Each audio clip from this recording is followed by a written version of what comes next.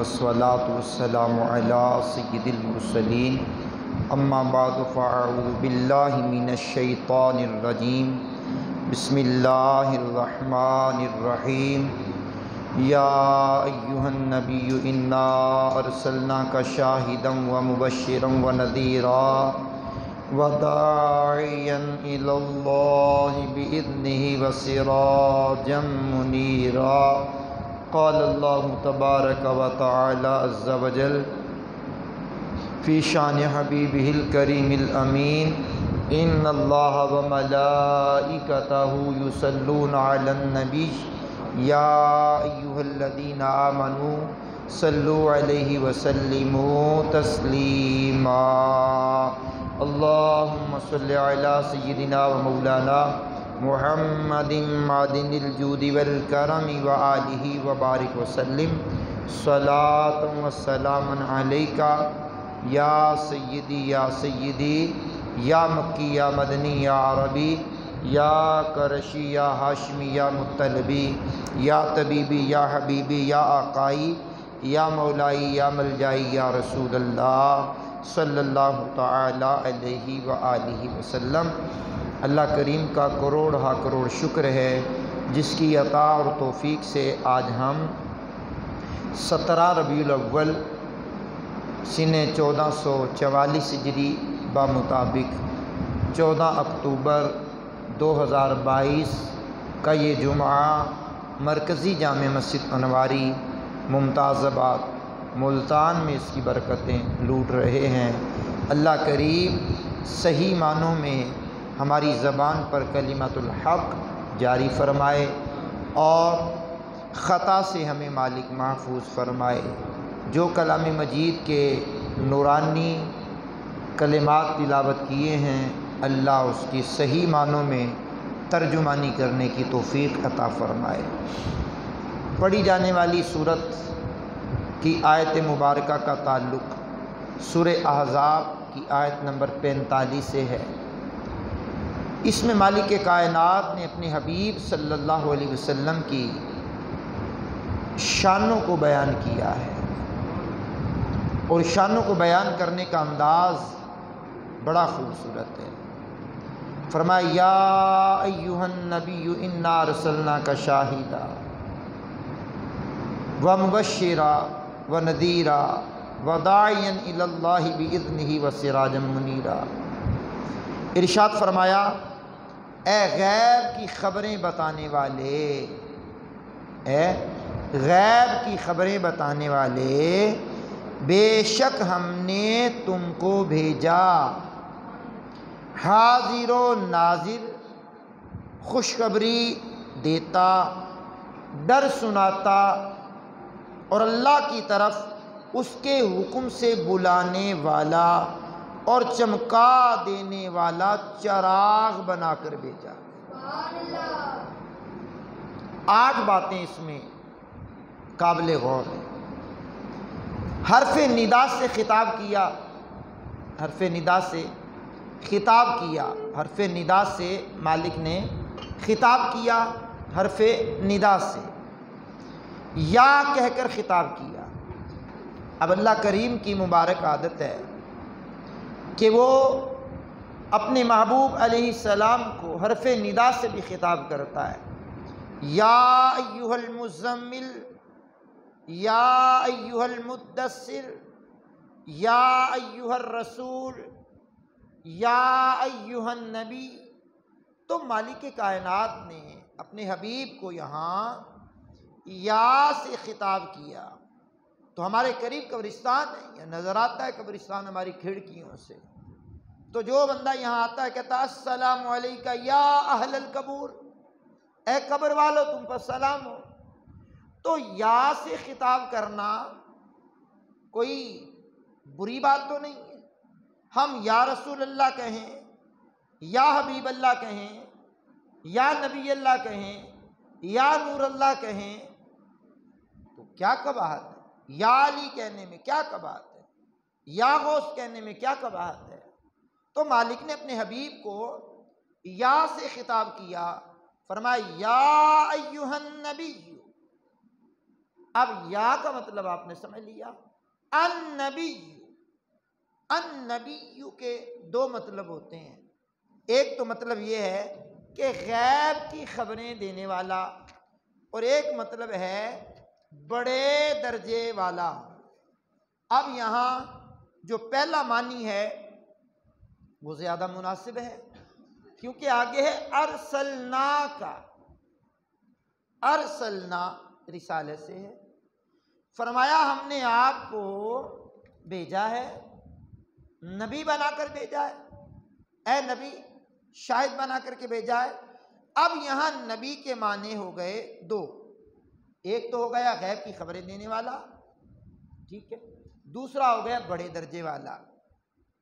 یہ دونوں معنی بن سکتے ہیں، حکیم الامت کہتے ہیں، مگر پہلا معنی زیادہ مناسب ہے، کیونکہ آگے آ رہا ہے شاہدہ، گواہ وغیرہ، اور یہ خبریں ہی ہیں، حضور نبی بھی ہیں، رسول بھی، مزمل بھی، مدثر بھی، مگر یہاں نبی سے اس لیے خطاب فرمایا، آگے ارسلنا میں رسالت کا ذکر آتا ہے، تو اب نبوت اور رسالت دونوں ذکر ہو گئیں، نیز نبی سے مراد تو لی جائے ہماری خبریں بندوں کو پہنچانے والے، اور شاہد یعنی گواہ سے مراد ہو کہ بندوں کی خبریں ہم کو دینے والے، یعنی اللہ کی خبریں بندوں کو دینے والے اور بندوں کی خبریں اللہ کو دینے والے، یہ بن گیا نبی کا معنی اور شاہد کا معنی۔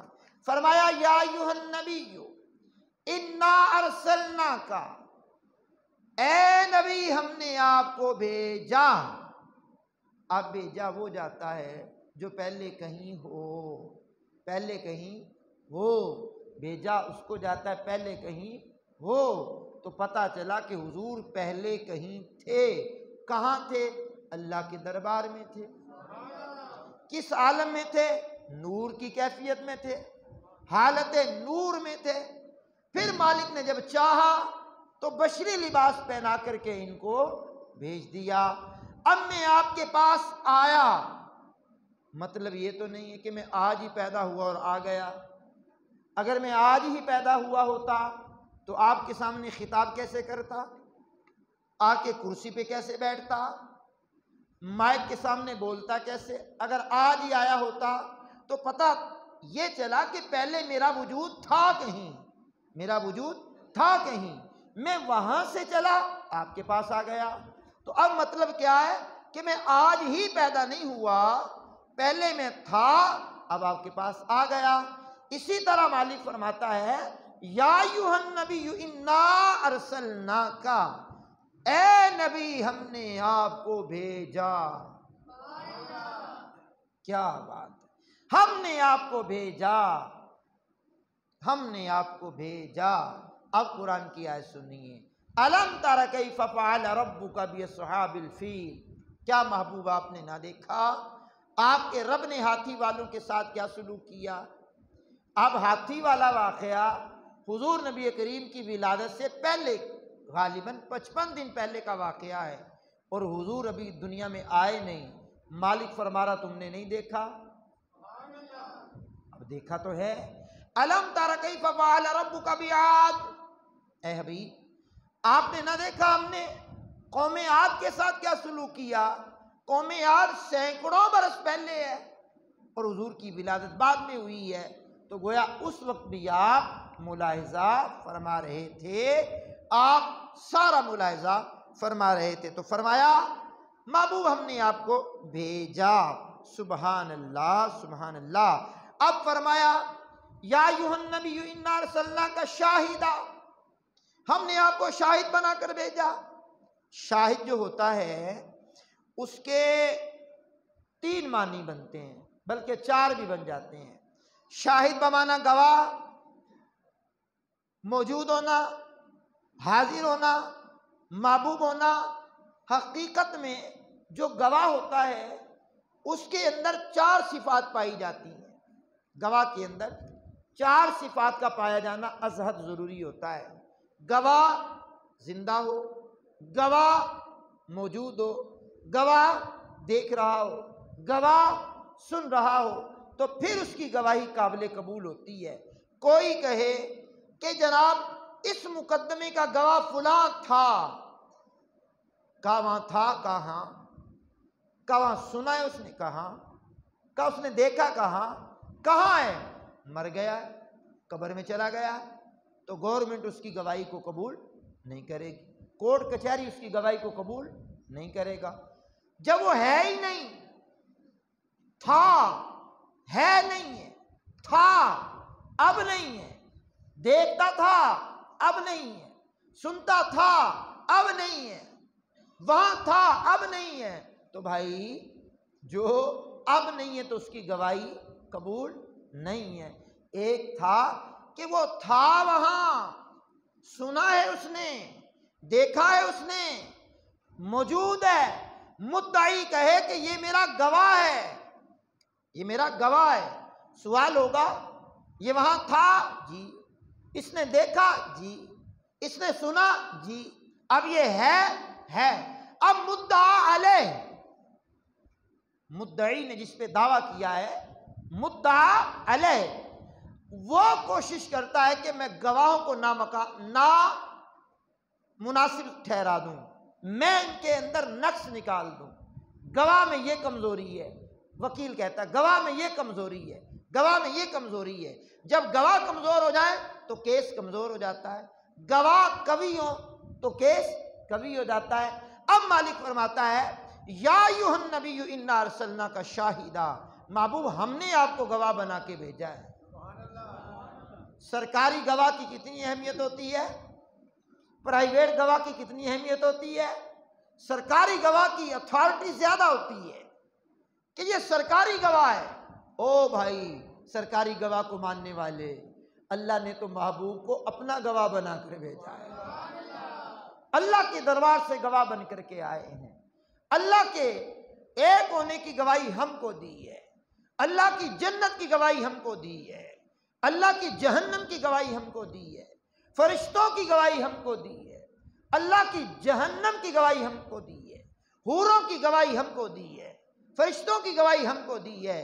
اللہ کے دربار میں ہمارے گواہ ساری امت کے اعمال آپ کے سامنے پیش کیے جاتے ہیں، ساری امت کے اعمال آپ کے سامنے پیش کیے جاتے ہیں، آپ ان اعمال کو ملاحظہ کرتے ہیں، ان اعمال کو دیکھتے ہیں، ان اعمال کو پرکھتے ہیں، ان اعمال سے خوش ہوتے ہیں، ان اعمال سے رنجیدہ ہوتے ہیں۔ حضور نبی کریم علیہ السلام کی حدیث کا مفہوم پڑھ رہا ہوں، میرے کریم آقا نے فرمایا تمہارے اعمال ہماری بارگاہ میں پیش کیے جاتے ہیں، جو اچھے اعمال ہوتے ہیں اسے دیکھ کر ہم خوش ہوتے ہیں، جو برے اعمال ہوتے ہیں اس سے ہم رنجیدہ ہوتے ہیں۔ تو امتی تم محبوب کو رنجیدہ نہ کر، تو محبوب کو ٹینشن میں نہ ڈال، تو محبوب کو پریشان نہ کر، نیک اعمال کر تاکہ تیرا محبوب بھی تجھ سے راضی ہو جائے، محبوب کا رب بھی تجھ سے راضی ہو جائے۔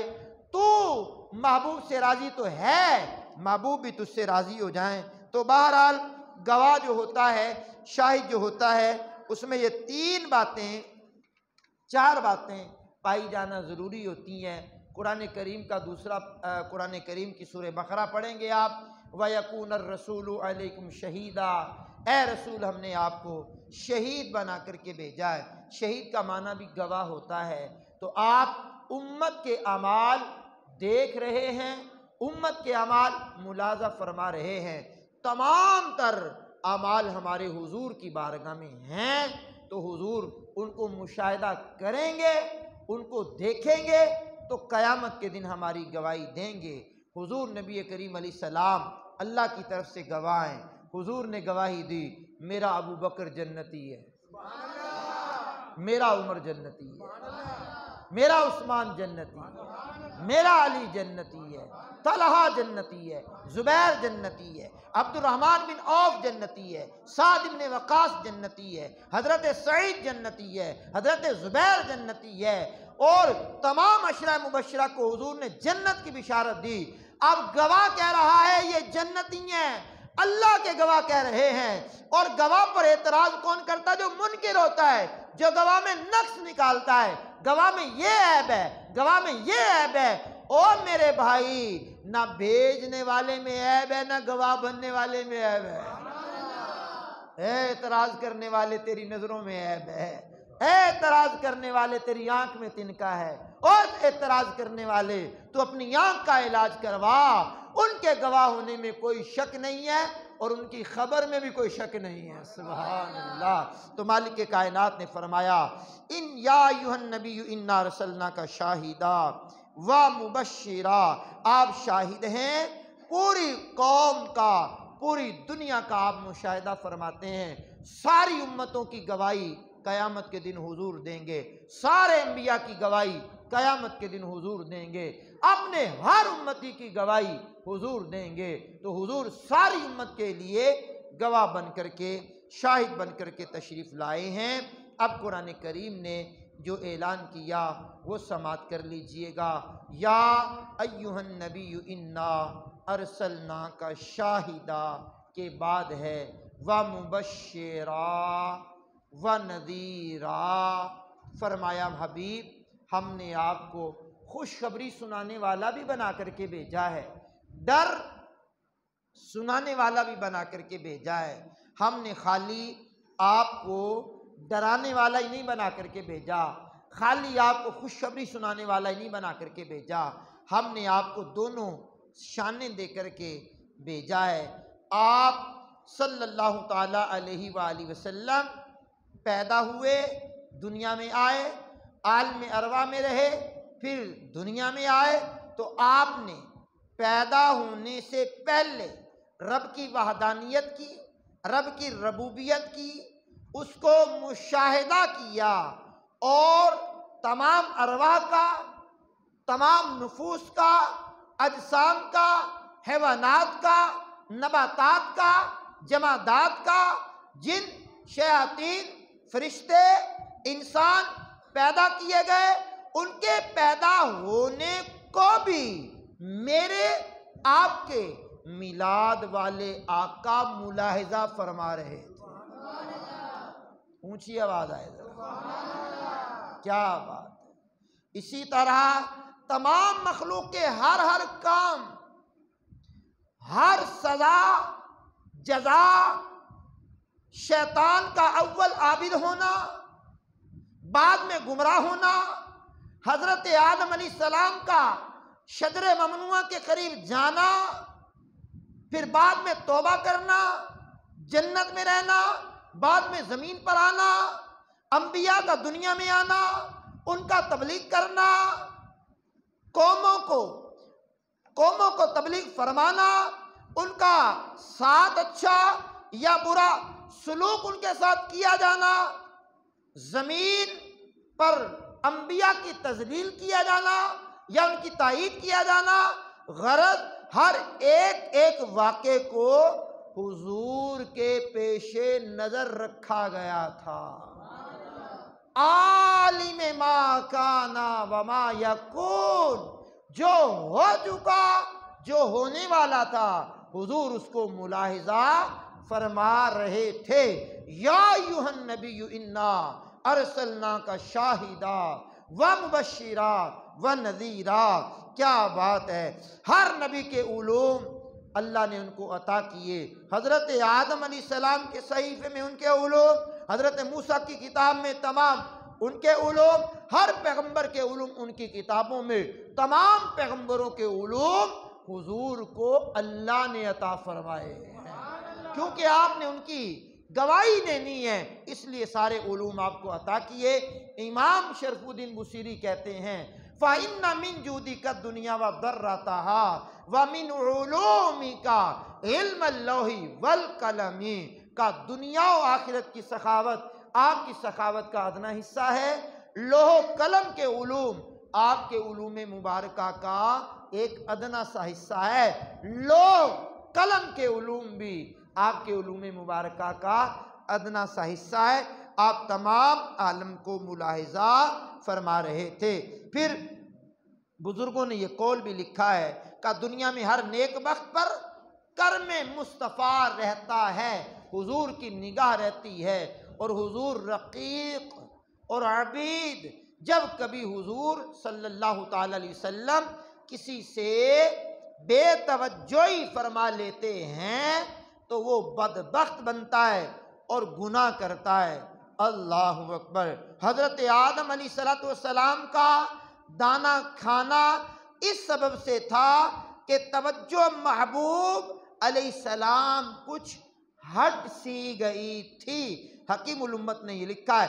اسی طرح حدیث میں اشارہ ہے کہ جب بندہ زنا کرتا ہے اس سے ایمان نکل کر فضا میں معلق ہو جاتا ہے۔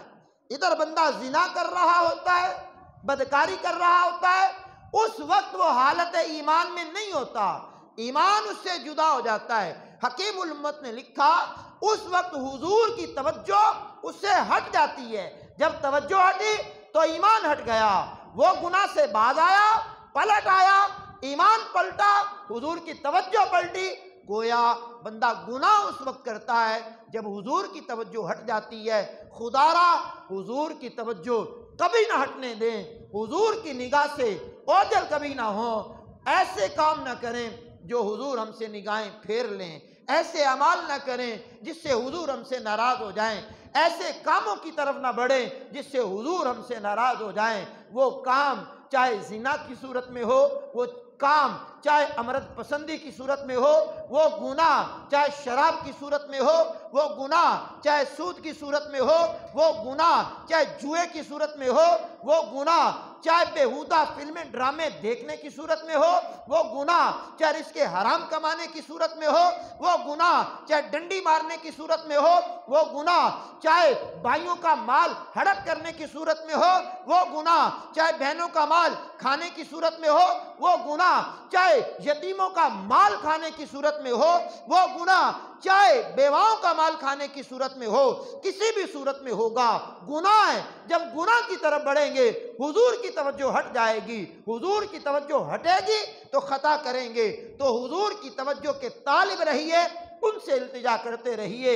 حاضر ہے درے دولت پہ گدا، سرکار توجہ فرمائیں۔ حضور آپ کی توجہ ہو جائے، کسی کی توجہ میں رہو، کسی کی نظروں میں رہو، کسی کی نظروں میں رہو گے تو اچھے رہو گے۔ جب نظریں ہٹیں گی تو آپ اور میں کسی کھاتے کے نہیں رہیں گے۔ جبھی تو بریلی کے امام نے یہ خوبصورت جملے لکھے ہیں، کیا کا قسمت میں لاکھ پیچ ہوں سو بل ہزار کج، یہ ساری گتھی ایک تیری سیدھی نظر کی ہے۔ کریم آقا قسمت میں لاکھ پیچ ہو جائیں، 100 بل آ جائیں، 1000 ٹیڑھا پن ہو جائے، لیکن ایک توجہ کی نظر ہو گئی تو یہ سارے معاملات حل ہو جائیں گے۔ تو دعا کیا کرو حضور کی توجہ ہم پر رہے۔ افسر کی توجہ جس پر ہو تو وہ بڑا خوشبخت ہوتا ہے، اور افسر کی توجہ ہٹ جائے تو بندہ کسی کھاتے کا رہتا نہیں ہے۔ مالکوں کی نظر میں رہو، سبحان اللہ، اونچی آواز میں سناؤ سبحان اللہ۔ مالکوں کی نظروں میں رہو، مالکوں کی نظروں میں رہو، اچھے رہو گے۔ ان کی توجہ میں رہو، اچھے رہو گے۔ ان کی توجہ ہٹ گئی تو گمراہی کی طرف بڑھ جاؤ گے۔ تو بات کر رہا تھا کلام پاک کی، فرمایا گیا یا ایھا النبی انا رسلناک شاہدا ومبشرا ونذیرا وداعیا الی اللہ باذنہ وسراجا منیرا۔ کیا خوبصورت الفاظ ہیں قرآن کریم کے۔ اب سنیے، اللہ کریم نے محبوب پاک صلی اللہ تعالی علیہ وسلم کو ہمارے لیے مبشر بھی بنا کر کے بھیجا ہے۔ دو چیزیں ہمیشہ لازم و ملزوم رہا کرتی ہیں۔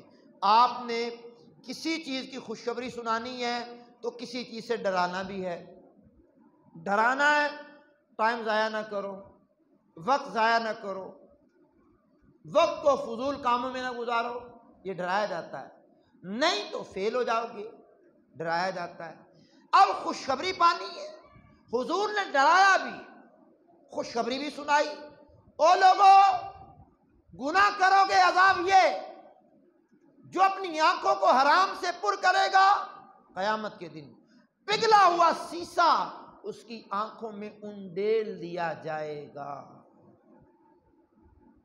سود کھاؤ گے یہ عذاب ہوگا، بدکاری کرو گے یہ عذاب ہوگا، غیبت کرو گے یہ عذاب ہوگا، بچ جاؤ گے یہ ثواب ہوگا، جنت تمہاری منتظر ہے، جنت کی نعمتیں تمہاری منتظر ہیں، حور و غلمان تمہارے منتظر ہیں۔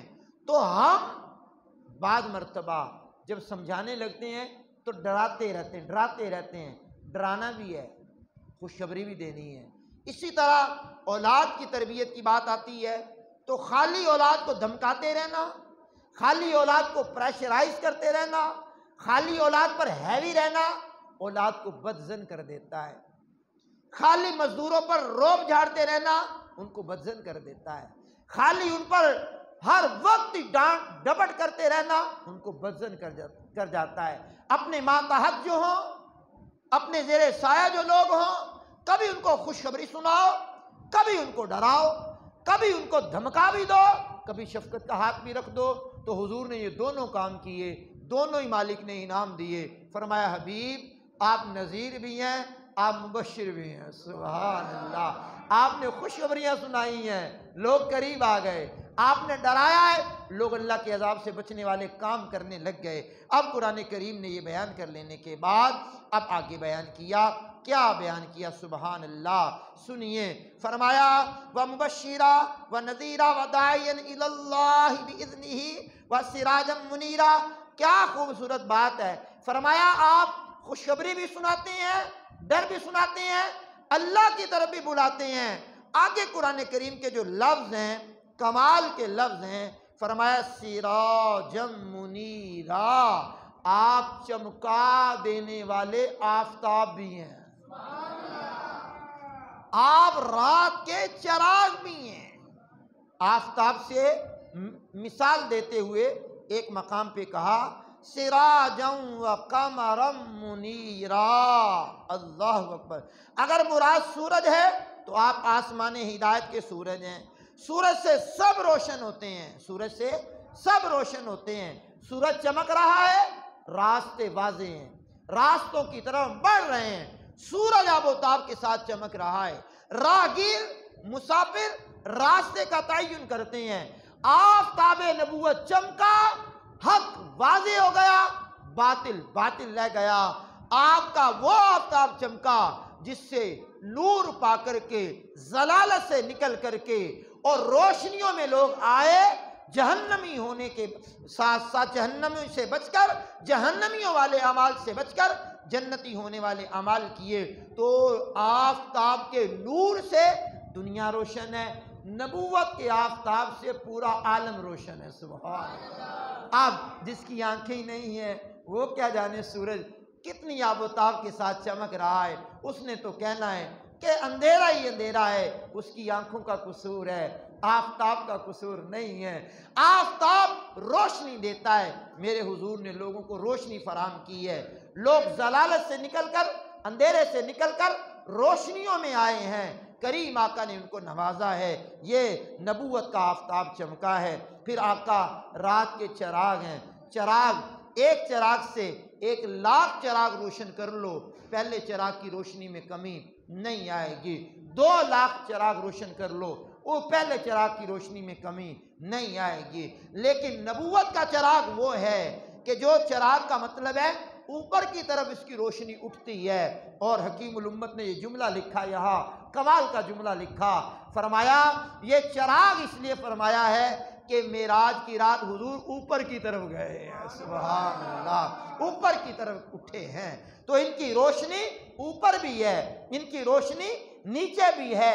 دنیا کے چراغ کی روشنی نیچے نہیں ہوتی، جس کو کہا جاتا ہے چراغ تلے اندھیرے والی بات، تو نبوت کا چراغ ایسا ہے، اس کی روشنی نیچے بھی ہے، اس کی روشنی دائیں بھی ہے، اس کی روشنی بائیں بھی ہے، اس کی روشنی آگے بھی ہے، اس کی روشنی پیچھے بھی ہے، اس کی روشنی اوپر بھی ہے، اس کی روشنی نیچے بھی ہے۔ اب قرآن کی آیت دوبارہ سن لیجئے، یا ایھا النبی انا ارسلناک شاہدا، اے نبی ہم نے آپ کو بھیجا شاہد بنا کر، ومبشرا اور خوشخبری دینے والا بنا کر، وَنَذِيرًا اور ڈر سنانے والا بنا کر، وَدَاعِيًا إِلَى اللَّهِ بِإِذْنِهِ وَسِرَاجًا مُنِيرًا ہم نے داعیہ اللہ بنا کر کے بھیجا، اللہ نے داعیہ اللہ بنا کر کے بھیجا، دن کا سورج بنا کے بھیجا، رات کا چراغ بنا کے بھیجا ہے۔ سبحان اللہ۔ تو یہ نعت حضور کی یہ بہت پیاری نعت ہے جو سورہ احزاب میں جگمگ کر رہی ہے۔ تو سورہ احزاب کی آیت نمبر 45 کا کچھ خلاصہ آپ کے سامنے بیان کر پایا ہوں، کما حقہ تو خلاصہ بیان نہیں کر پایا، چیدہ باتیں میں نے آپ کے سامنے کی ہیں۔ اللہ نے چاہا تو آئندہ جمعہ ایک اور موضوع لے کر کے آپ کی بارگاہ میں حاضری دیں گے۔ مالک لم یزل، خالق بحر و بر حضور کی توجہ میں ہمیں رکھے اور حضور کی نگاہ کرم ہم پر برستی رہے، ہم پر پڑتی رہے، اور پھر انشاءاللہ الکریم ہمارا بیڑا پار ہو جائے گا۔ وآخر دعوانا ان الحمد للہ رب العالمین۔